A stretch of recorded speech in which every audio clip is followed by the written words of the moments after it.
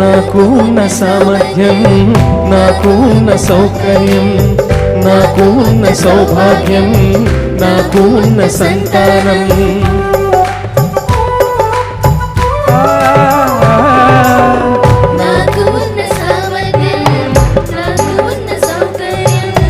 నాకు ఉన్న సౌభాగ్యం, నాకు ఉన్న సంతానం, ఆరగించే ఆహారం, అనుభవించే ఆరోగ్యం, ఆరగించే ఆహారం, అనుభవించే ఆరోగ్యం, కేవలం నీదేనయ్యా, కేవలం నీదేనయ్యా.